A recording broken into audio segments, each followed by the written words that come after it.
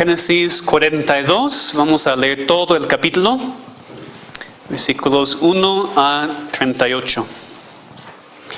Génesis 42, empezando en el versículo 1. Viendo Jacob que en Egipto había alimentos, dijo a sus hijos: ¿por qué os estáis mirando? Y dijo: he aquí, yo he oído que hay víveres en Egipto. Descender allá y comprar de allí para nosotros, para que podamos vivir y no muramos. Y descendieron los 10 hermanos de José a comprar trigo en Egipto.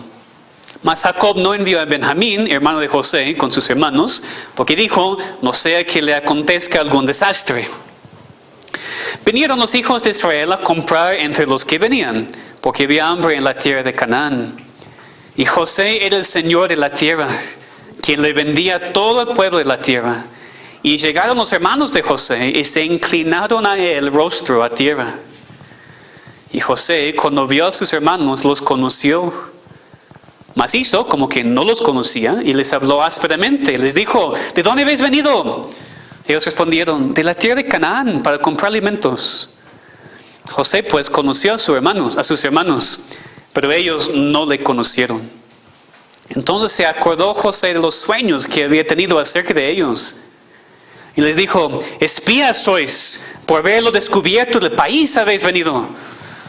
Ellos le respondieron: no, Señor nuestro, sino que tus siervos han venido a comprar alimentos. Todos nosotros somos hijos de un varón, somos hombres honrados. Tus siervos nunca fueron espías. Pero José les dijo: no, para haberlo descubierto del país habéis venido. Y ellos respondieron: tus siervos somos 12 hermanos, hijos de un varón en la tierra de Canaán. Y aquí el menor está hoy con nuestro padre y otro no parece. Y José les dijo: eso es lo que os he dicho, afirmando que sois espías. En esto seréis probados. Vive Faraón, que no saldréis de aquí, sino cuando vuestro hermano menor viniere aquí. Enviad a uno de vosotros y traiga a vuestro hermano, y vosotros quedad presos, y vuestras palabras serán probadas, si hay verdad en vosotros. Y si no, vive Faraón, que sois espías. Entonces los puso juntos en la cárcel por 3 días. Y al tercer día les dijo José: haced esto y vivid. Yo temo a Dios. Si sois hombres honrados, quede preso en la casa de vuestra cárcel uno de vuestros hermanos, y vosotros id y llevad el alimento para el hambre de vuestra casa. Pero traeréis a vuestro hermano menor, y serán verificadas vuestras palabras, y no moriréis. Y ellos lo hicieron así. Y decían el uno al otro: verdaderamente hemos pecado contra nuestro hermano, pues vimos la angustia de su alma cuando nos rogaba, y no le escuchamos. Por eso ha venido sobre nosotros esta angustia. Entonces Rubén les respondió diciendo: ¿no os hablé yo y dije: no pequéis contra el joven, y no escuchasteis? Y aquí también se nos demanda su sangre. Pero ellos no sabían que los entendía José, porque había intérprete entre ellos. Y se apartó José de ellos y lloró. Después volvió a ellos y les habló, y tomó de entre ellos a Simeón y lo aprisionó a vista de ellos. Después mandó José que llenaron sus sacos de trigo y devolviese el dinero de cada uno de ellos, poniéndolo en su saco, y les diesen comida para el camino, y así se hizo con ellos. Ellos pusieron su trigo sobre sus asnos y se fueron de allí. Pero abriendo uno de ellos su saco para dar de comer a su asno en el mesón, vio su dinero que estaba en la boca de su costal. Y dijo a sus hermanos: mi dinero se me ha devuelto, déjalo aquí en mi saco. Entonces se les sobresaltó el corazón, y espantados dijeron el uno al otro: ¿qué es esto que nos ha hecho Dios? Y venidos a Jacob su padre en tierra de Canaán, le contaron todo lo que les había acontecido, diciendo: aquel varón, el Señor de la tierra, nos habló ásperamente y nos trató como espías de la tierra. Y nosotros le dijimos: somos hombres honrados, nunca fuimos espías. Somos 12 hermanos, hijos de nuestro padre. Uno no parece, y el menor está hoy con nuestro padre en la tierra de Canaán. Entonces aquel varón, el Señor de la tierra, nos dijo: en esto conoceré que sois hombres honrados. Dejad conmigo uno de vuestros hermanos, y tomad palabra de vuestras casas, y andad, y traedme a vuestro hermano el menor, para que yo sepa que no sois espías, sino hombres honrados. Así os daré a vuestro hermano y negociaréis en la tierra. Y aconteció que vaciando ellos sus sacos, y aquí que en el saco de cada uno estaba el atado de su dinero. Y viendo ellos y su padre los atados de su dinero, tuvieron temor.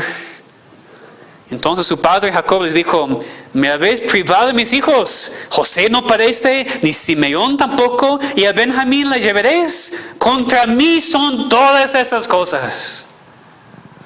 Y Rubén habló a su padre diciendo: harás morir a mis 2 hijos si no te lo devuelvo. Entrégalo en mi mano, que yo lo devolveré a ti. Y él dijo: no descenderá mi hijo con vosotros, pues su hermano ha muerto y él solo ha quedado. Y si le aconteciere algún desastre en el camino por donde vais, haréis descender mis canas con dolor al Seol. Vamos a orar. Señor, por favor, convéncenos hoy con tu palabra. Enséñanos de esos pasos por los cuales necesitamos pasar después de pecar. Ayúdanos a arrepentirnos de verdad para tener una relación contigo que es íntima, que es buena. Enséñanos, te pedimos, de tu palabra. En el nombre de Cristo. Amén. Cuando oyes las palabras culpa, temor y tristeza, ¿qué piensas? ¿Cómo sientes? Piensas en cosas malas, ¿no? Sientes que no es nada bueno sentir así, sentir la culpa, el temor, la tristeza. Por un lado, esta reacción tiene mucho sentido. Probablemente a nadie le gusta sentir de esta manera.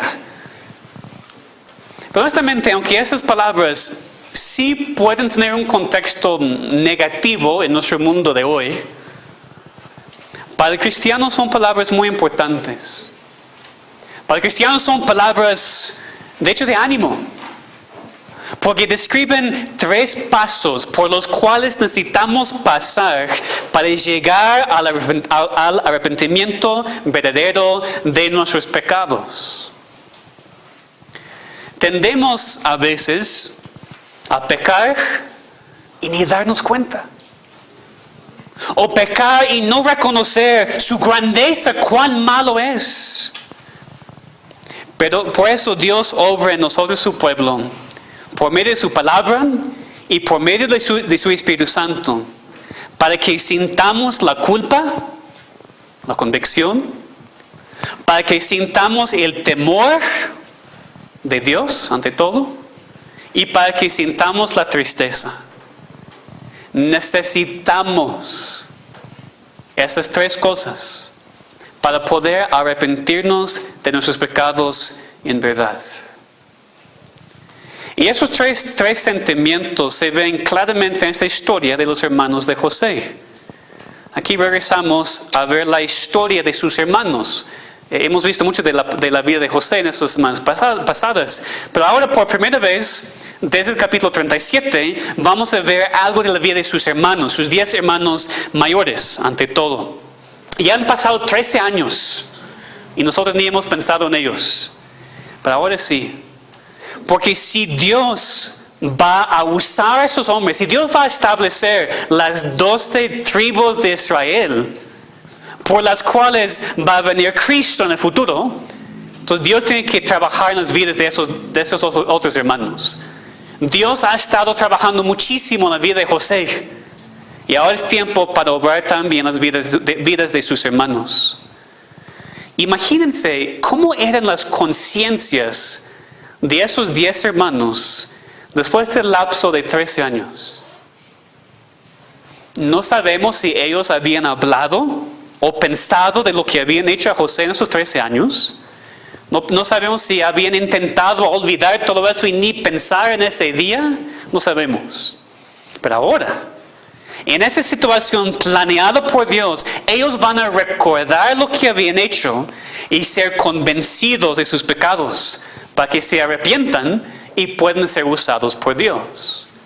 Por medio de su hermano José, los otros 10 hermanos van a enfrentar pruebas que les van a acordar de lo que habían hecho a José. Y como veremos, José no hizo todo eso, su plan, en venganza, sino para probar si ellos habían cambiado o no. José fue usado por Dios aquí para obrar en los corazones de sus hermanos y llevarles a un arrepentimiento verdadero. Los hermanos de José aquí van a aprender lo que Dios enseña en Números 32, 23.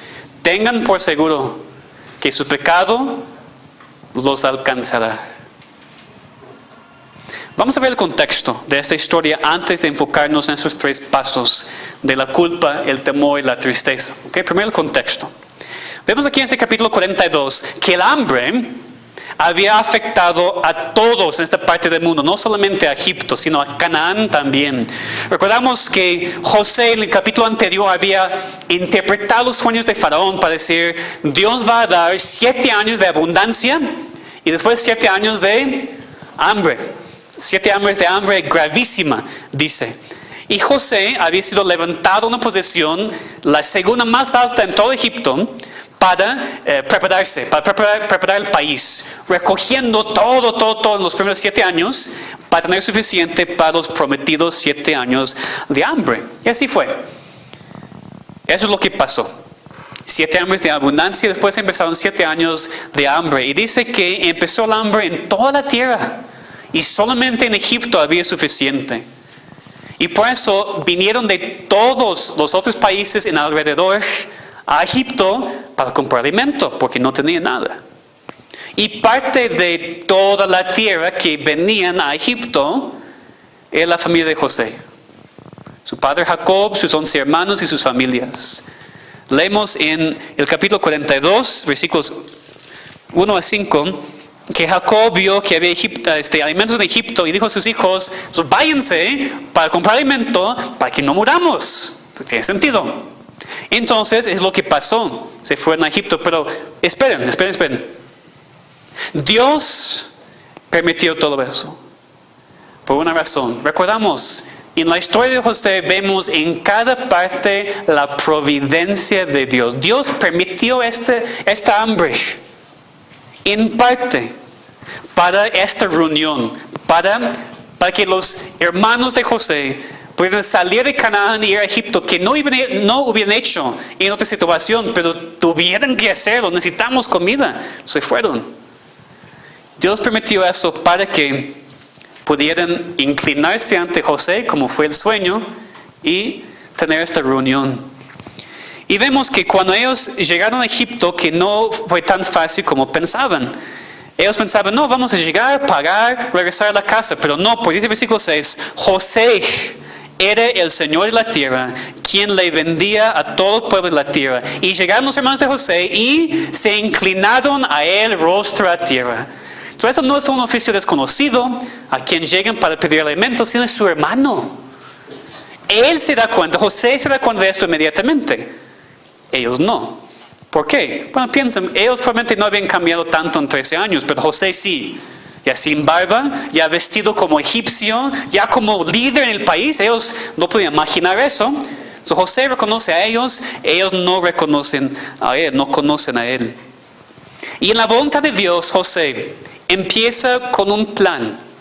Empieza con una estrategia que vamos a ver realizada en los capítulos 42 a 44 hasta que Él se revelara a ellos. Por un rato, Dios va a usar a José como la conciencia de sus hermanos. Va a usarle y las pruebas que ponen las vidas de sus hermanos para convencerles a ellos de su pecado y llevarles al arrepentimiento. Y por eso José les habla así. Lo que vemos en los siguientes versículos. José acusa a sus hermanos de ser espías, llegados para ver los puntos débiles de Egipto en ese tiempo de hambre. Ellos lo niegan, por supuesto, diciendo que nada más vienen para comprar comida, que de hecho son hermanos, los 10 hijos de un solo varón. Algo interesante aquí en su descripción de sí mismos, ¿no? En el versículo 13. Ellos respondieron, tus siervos somos, ¿cuántos? 12. Muy interesante que ellos incluyan a José en su descripción. Ellos dicen, tus siervos somos 12 hermanos, hijos de un varón en la tierra de Canaán. Fíjense bien, y aquí el menor está hoy con nuestro padre, ¿ok? Y Otro no parece. Por supuesto no parece porque ustedes le vendían. Pero mencionan a José. ¿Por qué mencionan a José? De su perspectiva está muerto, lo más probable. ¿Por qué le mencionan? Dios le trae su mente.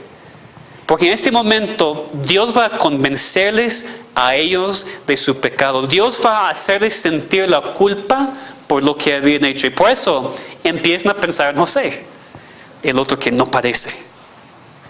Pero sus palabras a este hombre egipcio, a su hermano, que no conoce que es su hermano, no tiene ningún efecto. Él dice, no, ustedes son espías. Y les echan en la cárcel. Dice, ustedes van a quedarse en la cárcel hasta que tu hermano menor venga. Ustedes mandan a una persona y cuando regrese con su hermano menor, eso va a ser la prueba de que están diciendo la verdad y ustedes pueden salir. Dice que les echan en la cárcel por 3 días. Seguro que ellos pasaban esos 3 días meditando mucho en lo que habían hecho, en lo que estaba pasando, en sus pecados pasados. José estaba poniendo a sus hermanos en las mismas pruebas o pruebas similares como aquellas por las cuales él había pasado. Sus hermanos habían pensado en él como espía para su padre. ¿Recuerdan? Sus hermanos habían ignorado sus gritos cuando estaba en el pozo. Sus hermanos le habían vendido así, permitiendo que años después tuvo que pasar tiempo en la cárcel. Y ahora Dios está usando a José como su instrumento para permitir que estos 10 hermanos sufran un poquito de lo que José había sufrido. Después de 3 días en la cárcel, José les saca y cambia su propuesta un poquito. Va a permitir que todos regresen menos uno. Dice, uno en la cárcel para que ustedes regresen con su hermano menor. Dice, no regresen sin su hermano menor. Eso va a ser la prueba de su honestidad. Y uno de ustedes va a quedarse aquí en la cárcel para estar seguro que ustedes van a regresar. Okay, es el contexto, para que tengamos fijados en mente lo que estamos viendo aquí. Dios está haciendo algo. Y vamos a ver su propósito. El propósito de Dios en todo esto es llevar a esos hombres al arrepentimiento. Dios quiere que ellos se den cuenta de sus pecados. Que sientan la convicción del Espíritu Santo, que sientan la culpa de sus pecados, que reconozcan lo que han hecho para poder arrepentirse en verdad y ser usados por Él más adelante. Y Dios hace lo mismo con su pueblo hoy en día también. Es la voluntad de Dios que nosotros, sus hijos amados, sintamos la convicción del Espíritu Santo cuando pecamos. Es la voluntad de Dios que sintamos la culpa por nuestro pecado y el peso de desobedecer a Dios. No para que viviéramos así desanimados y culpables para siempre, sino para impulsarnos al arrepentimiento verdadero, que es una transformación basada en la gracia de Dios. Es decir, aquí en la iglesia, por ejemplo, hablamos del arrepentimiento mucho. Yo creo que muchas veces no nos arrepentimos en verdad. Es mucho remordimiento. Es mucho miedo por las consecuencias. Pero Dios sabe que Dios sabe que necesitamos arrepentirnos en verdad. Y eso requiere sentir la culpa, sentir el temor de Dios y sentir la tristeza. Y si no pasamos por esos pasos, no nos hemos arrepentido. Es lo que Dios estaba haciendo en las vidas de esos 10 hermanos. Y es lo que quiere enseñarnos hoy en día también. Que muchos de nosotros necesitamos arrepentirnos. Pero en verdad. En verdad. Vamos a estudiar esas 3 cosas en este pasaje. La culpa, el temor y la tristeza. La culpa del pecado que viene de la convicción del Espíritu Santo es buena para el cristiano, porque junta con el temor y la tristeza nos lleva al arrepentimiento. Otra vez, porque ese es el propósito de este mensaje, que entendamos eso. La culpa del pecado que viene de la convicción del Espíritu Santo es buena para el cristiano. porque junta con el temor y la tristeza nos lleva al arrepentimiento. Entonces, en primer lugar, en esa historia vemos la culpa en la vida de los hermanos de José. Después de que José les había interrogado, después de que les había echado en la cárcel, después de que les había dicho lo que tienen que hacer para regresar y liberar uno de ellos, vemos que los hermanos hablan entre sí. Capítulo 42, versículos 21 a 22. Decían el uno al otro: verdaderamente hemos pecado contra nuestro hermano, pues vimos la angustia de su alma cuando nos rogaba y no le escuchamos. Por eso ha venido sobre nosotros esta angustia. Entonces Rubén les respondió diciendo: ¿no os hablé yo y dije, no pequéis contra el joven, y no escuchasteis? Y aquí también se nos demanda su sangre. Entienden aquí que Dios usó esta confrontación con este hombre egipcio, recordando que ellos todavía no saben que es su hermano, para hacerles reflexionar. Y quiero enfatizar otra vez, no sabemos si ellos habían platicado de este tema en los últimos 13 años, de lo que habían hecho con su hermano, pero por lo menos ahora sí. Ellos dicen: verdaderamente hemos pecado contra nuestro hermano. Me imagino que es la primera vez que habían admitido eso. Hemos pecado. Esta confrontación con José les hizo pensar en su pecado, en lo que habían hecho hace 13 años. Es muy importante ver aquí que los hermanos de José admitieron su pecado. No intentaban justificarlo. No pensaban en razones por las cuales su pecado no era tan fuerte. No. Admiten aquí que habían pecado en contra de José cuando le vendían, cuando no tenían piedad, cuando les rogaba, aún viendo su angustia, no le escuchaban, sino con corazones duros le vendían. Y ellos ahora están sintiendo la culpabilidad por su pecado. Otra traducción traduce sus palabras en el versículo 21 de esta manera: verdaderamente somos culpables en cuanto a nuestro hermano. Entonces ellos ahora sienten la culpabilidad de su pecado de vender a su hermano, sienten la convicción del pecado. Y ellos dicen: por esta razón estamos pasando por todo esto. Dicen: estamos cosechando lo que hemos sembrado. Entonces su culpa es buena. Su culpa es buena, porque está enseñándoles a admitir su pecado en contra de su hermano. Dice el versículo 23 que José los entendía cuando estaban hablando. Él los había hablado por medio de un intérprete antes, por supuesto, porque estaba hablando en el idioma de Egipto. Pero José entiende lo que están diciendo y le impacta muchísimo. ¿Verdad que dice el versículo 23? Tiene que apartarse de ellos para llorar. Vemos aquí, y a través de toda esta parte de la historia, que José no está haciendo todo esto para vengarse de ellos. Solamente está haciendo lo que Dios le dirige a hacer para el bien de sus hermanos. Pero José no está tomando ningún placer en la angustia de ellos. Varias veces llora, o no puede estar en su presencia porque sus emociones van a revelar quién es. Muy importante entender que José aquí no es alguien disfrutando la angustia de sus hermanos. No está disfrutando la venganza planeada por 13 años. Nada de eso. Nada. Es muy difícil para José no rebelarse. Quiere abrazar a sus hermanos y llorar y rebelarse, pero todavía no. Porque Dios quiere usar ese tiempo para ver si los hermanos han cambiado o no. Entonces dice que José escoge a Simeón, lo aprisiona a vista de sus hermanos y les manda con su alimento para regresar a su país. Pero sigue con este plan de ver si sus hermanos han cambiado o no, porque dice que devuelve su dinero en sus sacos sin que ellos se dan cuenta antes de que regresaran. Y Dios usó esto para el siguiente punto del temor de Dios que vamos a ver en un minuto. Pero pensemos primero, ¿por qué José devolvió su dinero sin avisarles a ellos? Parece que está probando a sus hermanos si van a regresar por Simeón o no. Si van a abandonarle en Egipto como le había abandonado a José hace 13 años.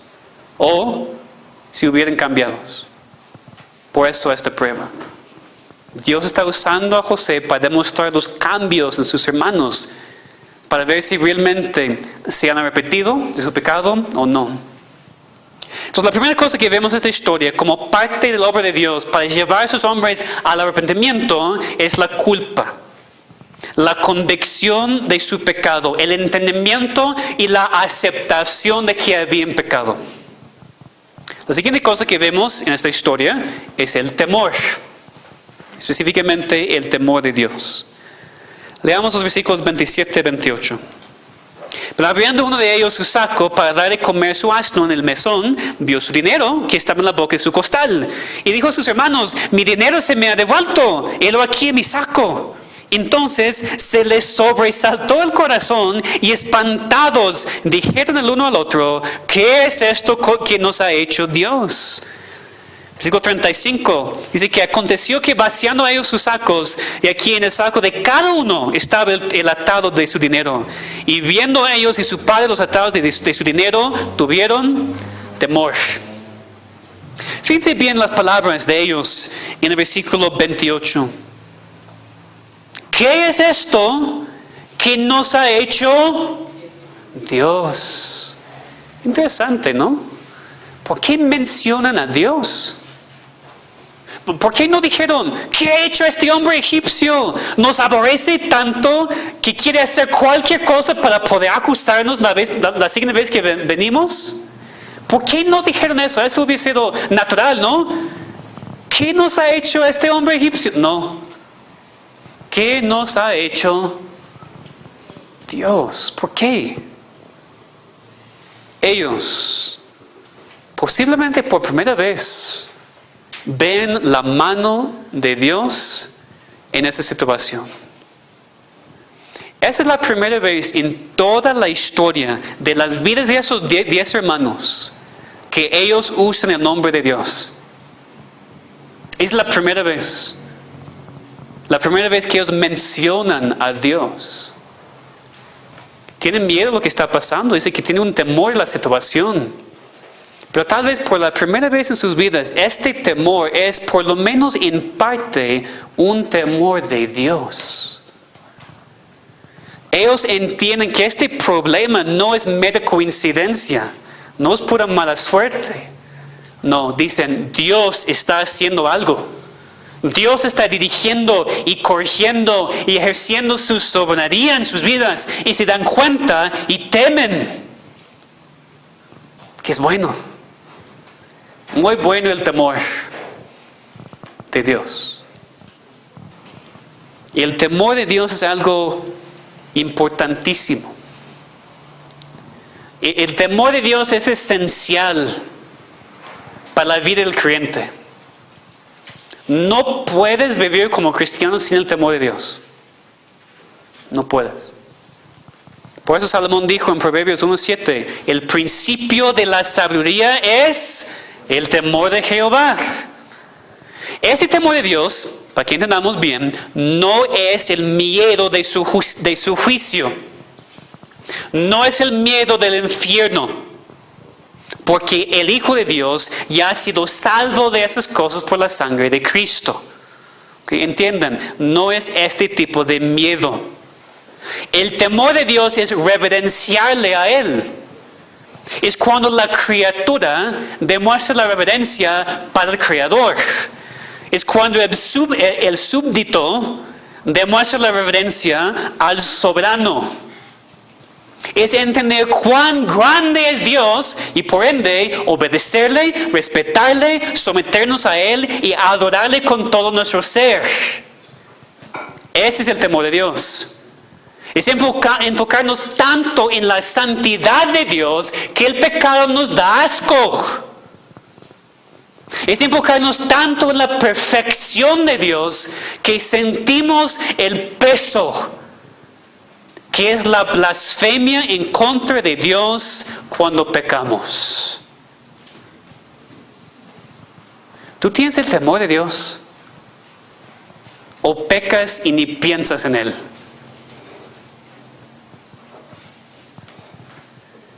Sin el temor de Dios, no hay arrepentimiento verdadero. Creo que por esta razón muchos creen que se han arrepentido, pero no, porque continúan en sus pecados, porque no conocen a Dios o no le conocen como deberían, porque no entienden cuán grandes son sus pecados en contra de un Dios perfecto e infinitamente santo. Fíjense, cada vez que tú haces una excusa por un pecado que cometes, demuestras que no entiendes o no tienes el temor de Dios en tu vida. Porque no hay excusa para ningún pecado nunca. El problema es que no tememos a Dios. O no tememos a Dios como deberíamos. El incrédulo no teme a Dios para nada. Y por eso no es salvo, no busca a Dios, sigue en sus pecados sin problema. El cristiano por lo menos tiene algo del temor de Dios. Pero ese temor tiene que crecer. Necesitamos mucho más. Es la única cosa que va a proveer el obstáculo de nuestro pecado. Es lo que está pasando aquí en este capítulo. Los hermanos de José están empezando a sentir el temor de Dios. Están empezando a ver la providencia de Dios en su situación. Ellos reconocen que han pecado en contra de Dios y Él ahora está disciplinándole. Ellos están empezando a sentir el temor de Dios, empezando a entender que todo pecado es contra Él. Y finalmente en esta historia vemos después la culpa y el temor. El capítulo termina con la tristeza de ellos y la tristeza de su padre. Entonces la culpa, el temor, ahora la tristeza. Dice que los 9 hermanos regresan a Canaán, regresan a la casa de su padre.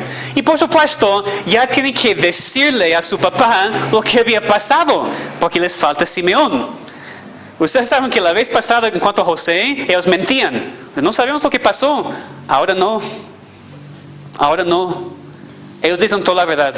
Es lo que pasó, papá. Simeón está en esta cárcel. Benjamín tiene que venir con nosotros o no podemos regresar. Ya estamos empezando a ver cambios, ¿no? Ya no es tan fácil para ellos empezar con la mentira. Dicen la verdad.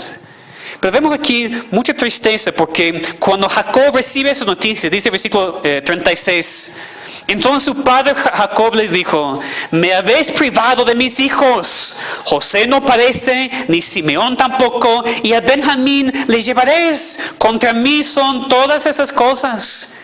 Y Rubén habló a su padre diciendo, harás morir a mis 2 hijos si no te lo devuelvo. Entrégalo a mi mano, que yo lo devolveré a ti. Y él dijo, no descenderá mi hijo con vosotros, pues su hermano ha muerto y él solo ha quedado. Y si le aconteciere algún desastre en el camino por donde vais, haréis descender mis canas con dolor a Seol, a la tumba, al sepulcro. Se parece que aquí Jacob siente la desesperación. Jacob ha perdido a José, ha perdido a Simeón, y ya quiere llevar a Benjamín también. Y su conclusión es, contra mí son todas estas cosas. Y dice, no voy a permitir que Benjamín vaya con ustedes. No es el tema mayor de este pasaje, pero vamos a pensar un poco, muy rápido, en ese tema de la desesperación. La desesperación, que es el pensamiento, hasta la creencia, que todas las cosas están en contra de nosotros. Alguien aquí, no levantes la mano, pero alguien que ha sentido así una vez, como Jacob, todas las cosas están en contra de mí. Creo que sí, ¿no? La mayoría por lo menos hemos sentido algo de la desesperación. Aquí Jacob demuestra que está muy triste, pero más que triste, desesperado. Y así parece a veces. Así parece a veces en nuestras vidas. Parece como que todas las cosas estén en contra de nosotros. Pero si somos los hijos de Dios, y ahora solamente estoy hablando de los cristianos, porque para los incrédulos, perdón, no hay esperanza para ti hasta que crees en Cristo. Pero para los hijos de Dios, nosotros tenemos una base firme para rechazar la tentación de la desesperación. La doctrina que estudiamos la semana pasada. La soberanía absoluta de Dios. Dios controla todo y a todos. Dios sabe lo que está haciendo. Podemos creer lo que dice Romanos 8:31. ¿Qué pues diremos a esto? Si Dios es por nosotros, ¿quién contra nosotros? ¿Cuál es la respuesta a esta pregunta? Fuerte. Fuerte, todos, está bien. Normalmente no hablan, pero fuerte. Fuerte. No, si lo creen o no, si les cuesta trabajo, no, pero esta persona, esta cosa, ¿no? Entonces, normalmente no hablan el mensaje, pero a veces, ¿no? Porque si Dios es por nosotros, no es posible que alguien o algo nos venza. Otra vez, si Dios no es por ti, porque es incrédulo, y rechazando su palabra, y rechazando su salvación, sí, todas las cosas están en contra de ti. Es la verdad. Pero si Dios te ha salvado, no porque lo mereces, sino por su pura gracia, ya no puedes decir esto en verdad. Como Jacob puede ser tentado a decirlo y pensarlo, pero ya no es la verdad. Todas las cosas no están en contra de ti. Parecen, pero no, porque Dios es por ti y por eso no hay nada ni nadie que pueda estar venciéndote a ti. Tenemos que vivir por fe y no por vista. Por vista, por lo que vemos, por lo que vivimos, por lo que sentimos, parece que todas las cosas están contra nosotros, muchas veces. Pero Dios es por nosotros y por eso no hay nada ni nadie que pueda prevalecer en contra del Hijo de Dios. Tienes que creer eso.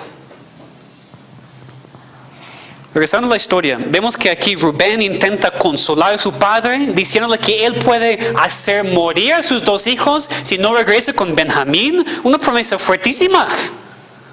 Una promesa que nace de la desesperación y la tristeza. Parece aquí que toda la familia está mal. Desde Jacob hasta los 9 hermanos sintiendo tristeza hasta sintiendo la desesperación.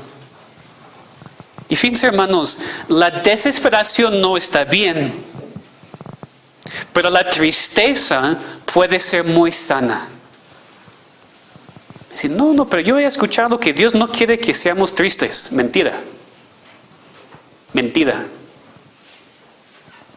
Dios quiere que pasemos por tiempos de tristeza, especialmente cuando estamos hablando del pecado. Porque si tú puedes pecar y no sentir ninguna tristeza, no eres hijo de Dios. Entonces la tristeza sí puede ser muy sana. Y en el contexto de la tristeza de nuestros pecados, por nuestros pecados. Esa tristeza parece que sentía Rubén, Jacob, probablemente los otros hermanos también. Ustedes recuerdan, la vez pasada regresaron, mentían a su padre diciendo, no sabemos lo que pasó con José. Y Jacob también estaba desconsolado, pero los hermanos no decían la verdad. Esta vez todo diferente. Rubén ve a su padre llorando, desconsolado, y dice, ¿qué puedo hacer? Tú puedes hacer morir a mis hijos. No, ¿qué está pasando aquí? Muchísima tristeza. Hasta desesperación. Pero Dios está usando la tristeza aquí. Está usando su propia tristeza, la tristeza de su padre, para llevarles al arrepentimiento. Es lo que Pablo escribe en 2 Corintios 7:10. Ustedes pueden apuntar este versículo, muy importante. 2 Corintios 7:10. Porque la tristeza que es según Dios produce arrepentimiento para salvación. Entonces, si tú escuchas a un pastor predicar que Dios no quiere que tú pases por la tristeza, tache.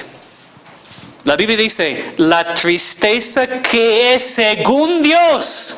Hermanos, la tristeza que viene de Dios produce arrepentimiento para salvación. La tristeza de la desesperación nos puede dañar, no es buena. Pero la tristeza que es según Dios, la tristeza por el pecado cometido en contra de Dios, es buena, es esencial, es parte del arrepentimiento verdadero. Entonces, algunos de ustedes tienen que quitar de sus mentes esta falsa doctrina. Pues toda mi vida me ha enseñado que la tristeza es mala, no siempre. A veces es aún necesaria para que puedas arrepentirte de verdad de tus pecados. Entonces vemos esas tres partes de la obra de Dios en las vidas de estos 10 hermanos. La culpa o la convicción de pecado, el temor de Dios y la tristeza. Hermanos, así es también como nosotros hoy en día debemos responder cuando confrontados con nuestro pecado. Dios en su misericordia no permite que sus hijos sigan en el mismo pecado sin arrepentimiento, sin cambios, sin convicción del Espíritu Santo. Él va a hacer todo lo necesario para que su hijo o hija regresara a Él, aun si requiere pruebas y tribulaciones así de fuertes como vemos aquí en este capítulo. Esos son los tres pasos necesarios para llevarnos al arrepentimiento verdadero. Nosotros, ya no pensando tanto en los hermanos de José, nosotros aquí, el día de hoy, en esta iglesia, aquellos que están escuchándome después de la grabación y el video, necesitamos la culpa. Necesitamos la convicción del pecado que viene del Espíritu Santo. No es culpa constante, no es culpa para siempre, no es vivir en culpa. Eso no está bien para el cristiano. Pero es la culpa, la convicción del pecado en el momento cuando pecamos. Eso es muy necesario para ayudarnos a poder arrepentirnos correctamente. Es decir, una conciencia culpable no es necesariamente una cosa mala. La culpa antes del arrepentimiento es un instrumento que Dios usa. ¿Me entienden? La culpa antes del arrepentimiento es algo que Dios usa. Después del arrepentimiento, por supuesto, no deberías vivir en culpa porque Cristo te ha perdonado. Esa distinción es esencial. No sé si ustedes entienden o no. Antes de que tú te arrepientas, antes necesitas sentir culpa y convicción por lo que has hecho. Después de que te has arrepentido, no necesitas más culpa porque sabes y confías que tu pecado está bajo la sangre de Cristo. ¿Me entienden? Inclinen sus cabezas si entienden. O si no, así, para que yo sepa. ¿Okay? Eso es esencial. Pero si una persona no siente culpa nunca, hay un problema. O si una persona siempre vive en culpa, es otro problema. Necesitamos el equilibrio. Culpa y convicción antes del arrepentimiento, pero después no. Porque cuando después del arrepentimiento todavía vives en culpa, estás demostrando que no entiendes el perdón de Dios, ¿no? El poder de la sangre de Cristo. Si me dices, no tengo que arrepentirme de nada, no siento ninguna culpa. Hay un hombre famoso en los Estados Unidos que ahora quiere ser presidente, que ha dicho eso. Así que yo nunca he pedido a Dios perdón por nada. Ok, entonces no eres cristiano. Fácil. Necesitamos esta distinción. Antes la culpa es buena, después no. Como digo, un incrédulo no siente la culpa. Un incrédulo no siente la convicción del Espíritu Santo. Tal vez siente miedo de las consecuencias. Tal vez siente remordimiento, pero culpa no. Entonces, eso es muy importante que entendemos. si cuando pecas, sientes la convicción del Espíritu Santo porque has pecado en contra de Dios, es una buena prueba de que eres un cristiano. Si nada más miedo o no quieres sufrir las consecuencias o el remordimiento, es otra cosa. Pero tú dices, yo he pecado en contra de Dios y siento el peso y siento la culpa por haber pecado en contra de mi Dios quien me salvó. Es una buena prueba de una persona salva y transformada por el Evangelio. Entonces necesitamos la culpa. Necesitamos también el temor de Dios. Como sus hijos no necesitamos sentir miedo. Romanos 8 dice, no hay ninguna condenación para nosotros que estamos en Cristo Jesús. Él sufrió toda la ira de Dios hasta la última gota de la copa de la ira de su Padre. No necesitamos ser esclavos al miedo. Miedo del hombre, miedo del futuro, miedo del juicio de Dios. Ya no si somos cristianos. Pero sí necesitamos el temor de Dios. Sí necesitamos entender su grandeza, su santidad, su perfección y así reverenciarle por ser el Dios infinito. Nuestro conocimiento de quién es Dios debería ayudarnos a no caer tanto en pecado, porque tenemos el temor de Dios. Y también como cristianos necesitamos sentir la tristeza.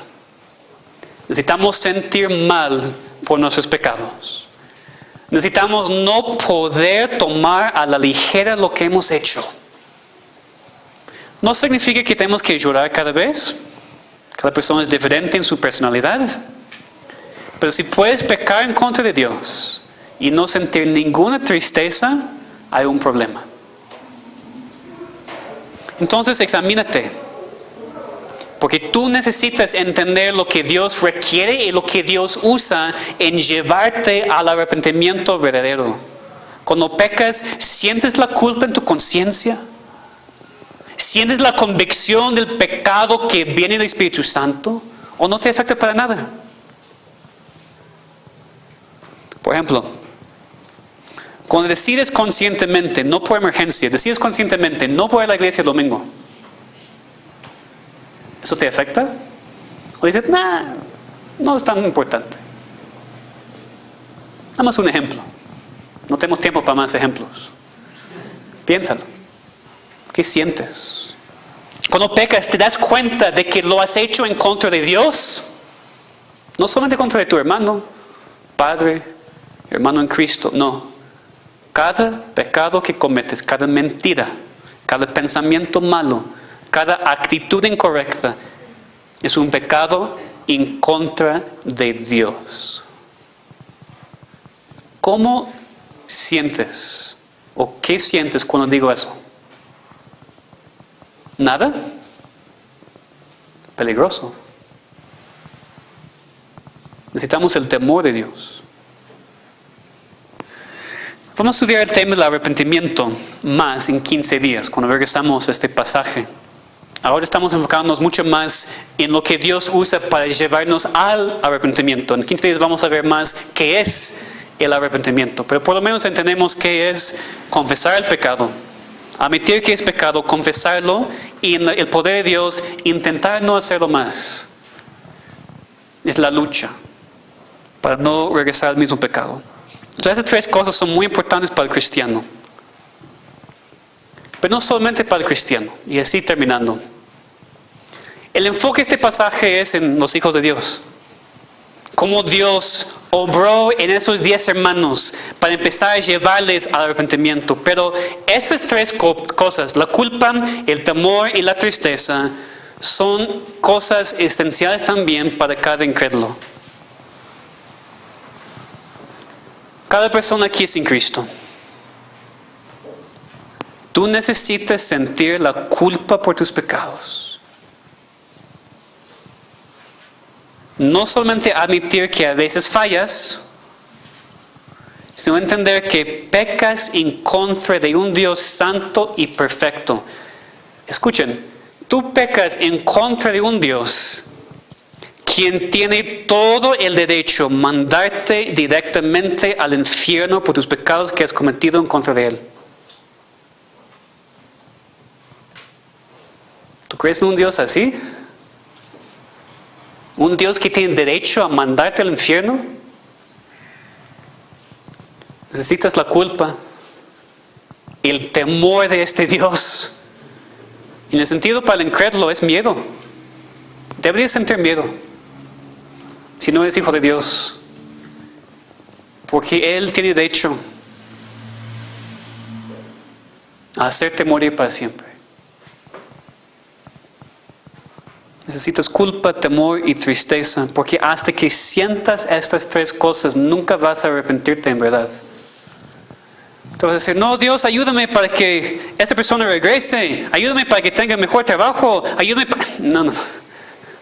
No puedes hacer jugar con Dios. Necesitas arrepentirte completamente. No para recibir algo de Dios, sino porque entiendes, estoy mal y sin Él no voy a vivir. Entonces ahora cuando tú piensas en esas tres palabras, culpa, temor, tristeza, piensa en ellas como una bendición de Dios. Porque la culpa del pecado que viene de la convicción del Espíritu Santo, junta con el temor y la tristeza, nos lleva al arrepentimiento verdadero. Vamos a orar. Padre, por favor, toma tu palabra y aplícala a cada corazón. Señor, tú sabes cuáles son las personas aquí que no te conocen, que todavía no son tus hijos. Te pedimos que tú muestres a ellos hoy su pecado, su culpa. Que les des a ellos un deseo de conocerte y temerte y sentir la tristeza por lo que han hecho en contra de ti todas sus vidas. Señor, quebranta los corazones duros que están aquí hoy en día, para que por primera vez entiendan la grandeza de sus pecados en contra de ti. Y para nosotros los cristianos también te pedimos que nos ayudes a pasar por estos pasos cada vez que pecamos, a sentir la culpa, la convicción del Espíritu Santo, el temor de Dios y la tristeza por lo que hemos hecho, para que podamos en verdad arrepentirnos. Porque Señor, tú sabes muy bien que a veces pecamos y pecamos y pecamos y parece que no hay salida. Parece que no tenemos el poder para no caer en este pecado. Pero la razón es porque no nos hemos arrepentido en verdad. Sentimos remordimiento, sentimos que no queremos sufrir las consecuencias, pero convicción del Espíritu Santo, temor de ti, tristeza, no siempre tenemos. Y por eso seguimos mal. Y por eso seguimos esclavos a los mismos pecados. Señor, ayúdanos por favor a tener tu poder por medio de tu Espíritu Santo hoy y esta semana para resistir la tentación. Pero también después de pecar, recibir estas tres cosas como regalos de ti. La culpa, el temor y la tristeza. Para que podamos arrepentirnos en verdad y seguir glorificándote en nuestras vidas.